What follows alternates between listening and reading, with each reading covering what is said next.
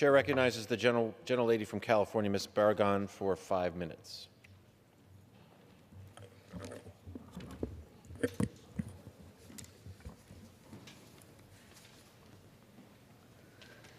Mr. Speaker, this week I have the honor of traveling to the beaches of Normandy, France, along with the congressional delegation to commemorate the 75th anniversary of D-Day, on the exact site where over 2,500 brave Americans were to, in the words of Abraham Lincoln, give their last full measure of devotion. Several among those fallen were some of the nearly 500,000 Latino soldiers who served in World War II. By the end of that war, 17 Mexican Americans received the Congressional Medal of Honor, a source of great pride for the Latino community, and a legacy of honor that has continued throughout modern history, which now counts 60 Medal of Honors awarded to soldiers of Hispanic heritage. Among the military units with Hispanic representation that participated in the D-Day invasion was the Army 79th Infantry Division, which landed at Utah Beach. The D-Day forces included men like Nick Alvarez from California, who led a tank crew that broke through the German defenses that day, helping to put the Allies on the offensive, and ultimately helped lead to the fall of Nazi Germany. Those D-Day forces also included Private Andrew Ortega from Anaheim, California, who was one of the very first Americans to land on Omaha Beach as part of a team of engineers tasked with finding and neutralizing landmines ahead of the infantrymen taking part in the assault. Under relentless fire from German guns, Private Ortega searched for and defused landmines no bigger than eggs.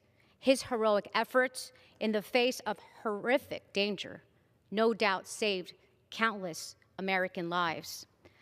As we make ready to honor all the troops participating in the D-Day invasion, I'd like to take special mention of Private Louis Martin, who was a resident of my home district in Wilmington, California, and who is pictured here in this photo provided by his family.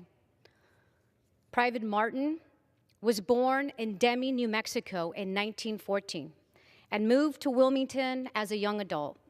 By the time Louis was drafted into the Army, he was married and he had a 2-year-old daughter. Louis was a member of the U.S. Army 1st Infantry Division, which landed on Omaha Beach on D-Day. And it is there, on the sands of that beach, 75 years ago, that Private Martin gave his life for the freedom of his family and his countrymen, and for the future generations of Americans.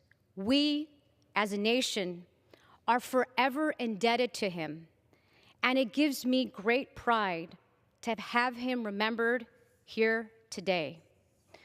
I would like to thank those that served, and I would like to extend my deepest condolences to Private Martin's family and friends, and to thank Private Martin and all those members of the armed forces who so bravely fought and so gallantly sacrificed their lives in the service of our nation during the D-Day invasion.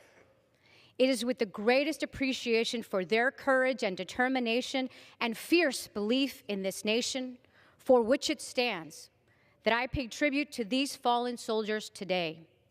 And it is in their honor that I pledge to endeavor within this body to strive ever harder to fulfill the promise of this nation proposed by our founders and paid for with the blood of soldiers like those who fell 75 years ago on the sands of Normandy. Thank you. I yield back.